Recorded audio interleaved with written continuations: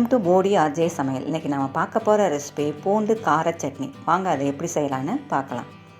இப்போ ஒரு கடாயில் ஒரு 3 ஸ்பூன் எண்ணெயை ஊற்றிக்கலாம். எண்ணெய் நல்லா சூடானதும் அதில் ஒரு 20 பல் பூண்டை போட்டுக்கோங்க. இந்த மாதிரி நான் சின்னதாக கட் பண்ணி போட்டிருக்கேன். இது வந்து 3 பேருக்கு கரெக்டாக இருக்குங்க. நீங்கள் ஒரு 5-6 பேருனால் இதே மாதிரி டபுளாக போட்டுக்கோங்க. ஒரு வேளைக்கு கரெக்டாக இருக்கும். இட்லி தோசைக்கெலாம் சூப்பராக இருக்குங்க. ரொம்ப ஈஸியான டிஷ்ஷு இந்த உடம்புக்கும் ரொம்ப நல்லது பூண்டு போடுறதுனால. கண்டிப்பாக இதை ட்ரை பண்ணி பாருங்கள். இப்போ வந்து பூண்டு அந்த எண்ணெயில் நல்லா ஃப்ரை ஆகிடுச்சு.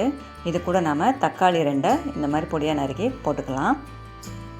இந்த மாதிரி சின்னதாக கட் பண்ணி போட்டு நல்லா நம்ம வதக்கிக்கலாம். தேவையான அளவு உப்பை போட்டுக்கோங்க கொஞ்சோண்டு. நெக்ஸ்ட்டு வந்து அதில் ஒரு 4 வத்தல். நம்ம காரம் அதிகமாக வேணும்னா நம்ம எக்ஸ்ட்ரா சேர்த்துக்கலாம்.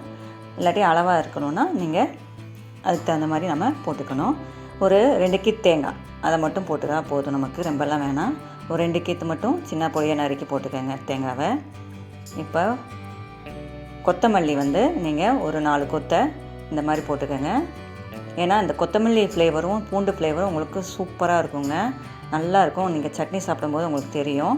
இதில் ஒரு கொத்து கருவேப்பிலையும் போட்டு நல்லா இந்த மாதிரி வதக்கிக்கோங்க. நல்லா வதங்கின பிறகு ஆஃப் பண்ணிவிடுங்க. ஆற விட்டுட்டு நம்ம மிக்சியில் அரைச்சிக்கலாம். ரொம்ப வலுவலுன்னு அரைக்காதீங்க, கொஞ்சம் குறன்னு இருக்கட்டும். இதில் நீங்கள் உளுந்து கடலைப்பருப்பு கூட போட்டுக்கலாம். கொஞ்சம் ஒரு ஸ்பூன் போட்டாலும் நல்லாயிருக்கும். உங்களுக்கு குவான்டிட்டி கொஞ்சம் நிறையா வரும்.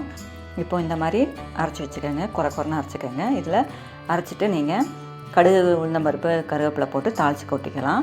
சூப்பராக இருக்குங்க. இட்லி தோசைக்கெலாம் அருமையாக இருக்கும். நீங்கள் கடலைப்பருப்பு உளுந்தம்பருப்பு போட்டு நீங்கள் சட்னி அரைக்கிறத விட இந்த மாதிரி ராவா நான் சொன்ன மாதிரி அந்த மெத்தடில் அரைச்சிங்கன்னா பூண்டு கொத்தமல்லி ஃப்ளேவர் சூப்பராக இருக்குங்க. நீங்களே ஒரு தடவை ட்ரை பண்ணி பாருங்கள். கண்டிப்பாக தெரியும். மீண்டும் அடுத்த வீடியோவில் சந்திக்கும் வரை நன்றி, வணக்கம்.